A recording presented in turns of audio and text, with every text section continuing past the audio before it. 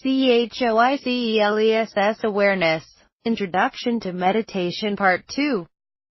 Meditation can also proceed without a meditation object, in a state of pure contemplation, or choiceless awareness.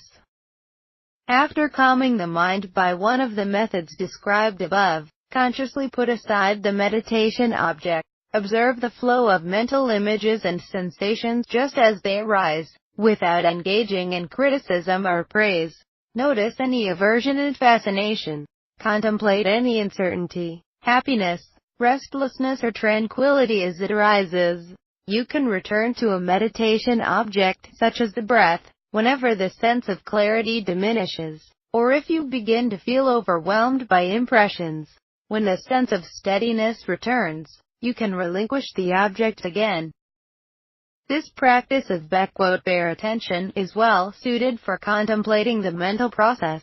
Along with observing the mind's particular ingredients, we can turn our attention to the nature of the container. As for the contents of the mind, Buddhist teaching points especially to three simple, fundamental characteristics. First, there is tangibility, anicca, the ceaseless beginning and ending all things go through, the constant movement of the content of the mind. This mind stuff may be pleasant or unpleasant, but it is never at rest. There is also a persistent, often subtle, sense of dissatisfaction, dukkha. Unpleasant sensations easily evoke that sense, but even a lovely experience creates a tug in the heart when it ends. So at the best of moments there is still an inconclusive quality in what the mind experiences, a somewhat unsatisfied feeling. As the constant arising and passing of experiences and moods become familiar, it also becomes clear that, since there is no permanence in them, none of them really belong to you. And when this mind stuff is silent, revealing a bright spaciousness of mind, there are no purely personal characteristics to be found. This can be difficult to comprehend, but in reality there is no me and no mine, the characteristic of no self, or impersonality, anatta. Investigate fully, and notice how these qualities pertain to all things, physical and mental. No matter if your experiences are joyful or barely endurable, this contemplation will lead to a calm and balanced perspective on your life. Contemplating your practice. These meditation exercises all serve to establish awareness of things as they are. By bringing your mind fully onto experiences, you will notice more clearly the state of the mind itself, for example, whether you are being lazy or overeager in your practice. With a little honest appraisal, it becomes evident that the quality of the meditation practice depends, not on the exercise being used, but on what you are putting into it.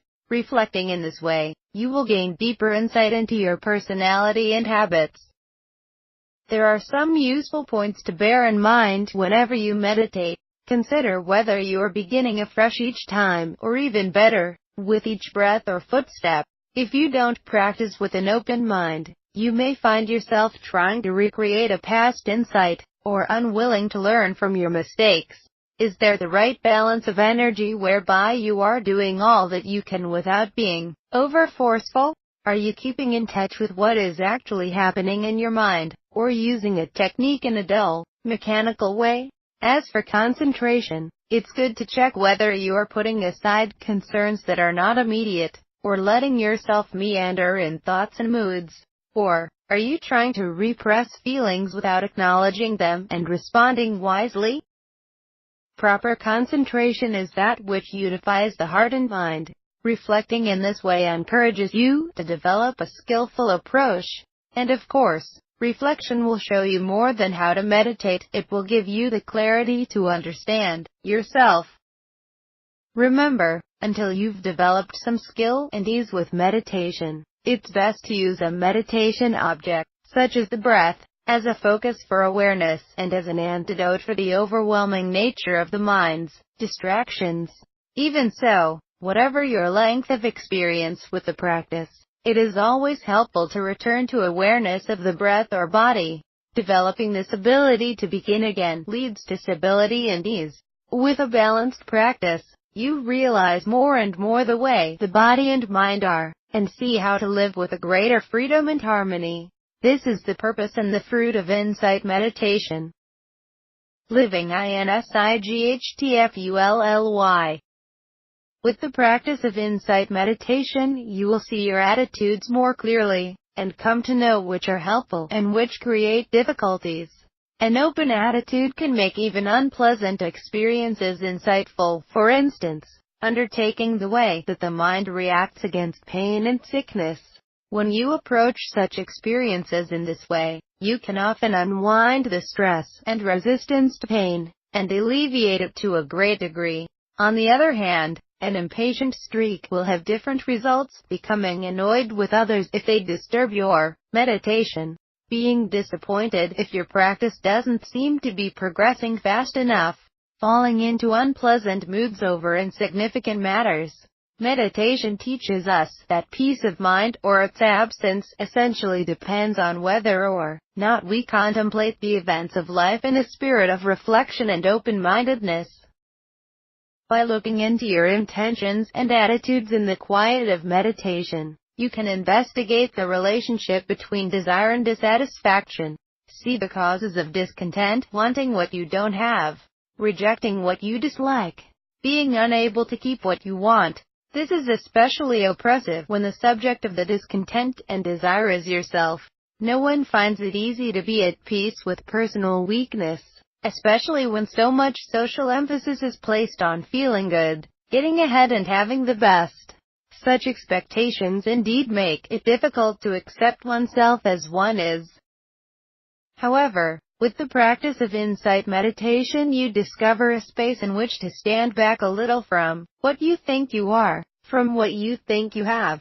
Contemplating these perceptions, it becomes clearer that you don't have anything as "me" or "mine." There are simply experiences, which come and go through the mind. So if, for example, you're looking into an irritating habit, rather than becoming depressed by it, you don't reinforce it and the habit passes away. It may come back again, but this time it's weaker, and you know what to do. Through cultivating peaceful attention, mental content calms down and may even fade out, leaving the mind clear and refreshed. Such is the ongoing path of insight.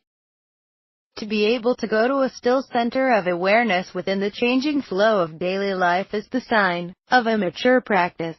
For insight deepens immeasurably when it is able to spread to all experience. Try to use the perspective of insight no matter what you are doing: routine housework, driving the car, having a cup of tea. Collect the awareness, rest it steadily on what you are doing, and rouse a sense of inquiry into the nature of the mind in the midst of activity.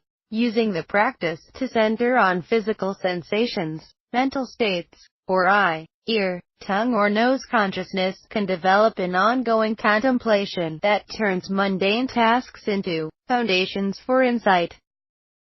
Centered more and more in awareness, the mind becomes free to respond skillfully to the moment, and there is greater harmony in life. This is the way that meditation does "social work" by bringing awareness into your life. It brings peace into the world.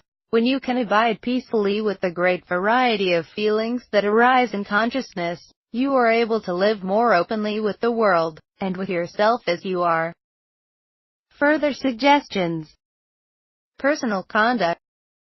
As our insight deepens, we see more clearly the results of our actions, the peace that good intention, sincerity and clear-mindedness promote, and the trouble that confusion and carelessness create. It is this greater sensitivity, observing in particular the distress we cause ourselves and others, that often inspires us to want to live more wisely. For true peace of mind, it is indispensable that formal meditation be combined with a commitment to responsibility, and with care for oneself and others.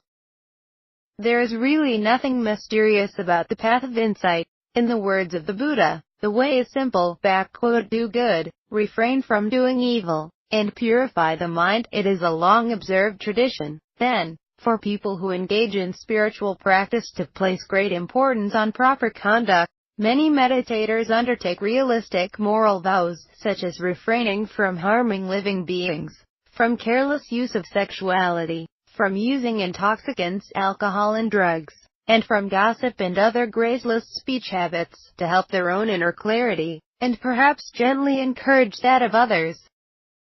Company and routine. Meditating with a few friends at regular times can be a great support towards constancy of practice and development of wisdom. The solitary meditator eventually faces diminishing willpower, as there is often something else to do that seems more important or more interesting than watching the breath. Regular group meditation for an agreed-upon duration keeps the participants going, regardless of their flux of moods. The investigation of these shifts of disposition often yields important insights, but on our own we can find it difficult to persevere with them, as well as seeing the personal benefits. You can reflect that your efforts are helping others to keep practicing. Notes on posture. The ideal is an upright, alert posture.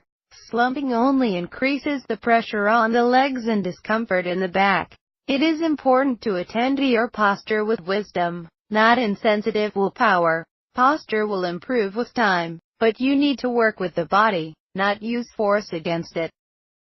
Check your posture. Are the hips leaning back? This will cause a slump. The small of the back should have its natural, unforced curve so that the abdomen is forward and back both open. Imagine that someone is gently pushing between the shoulder blades, while keeping the muscles relaxed.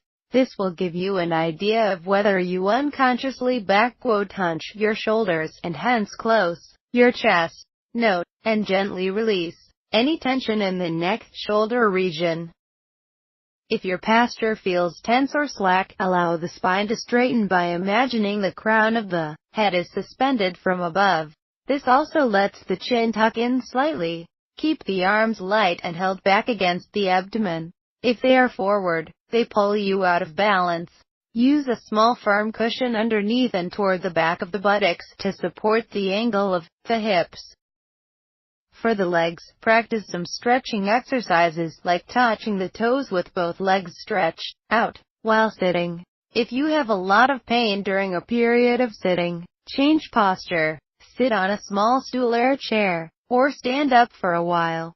If you usually or wish to sit on or near the floor, experiment with cushions of different size and firmness, or try out one of the special meditation stools that are available. For drowsiness, try meditating with your eyes open. Sweep your attention systematically around the body. Focus on the whole body and on physical sensations, rather than on a subtle object like the breath. Stand up and walk mindfully for a while in the open air. For tension or headaches, you may be trying too hard. This is not unusual, so lighten your concentration.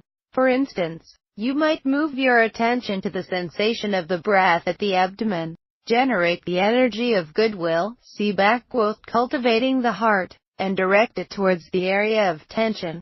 Visualizing and spreading light through the body can be helpful in alleviating its aches and pains. Try actually focusing a benevolent light on an area of difficulty.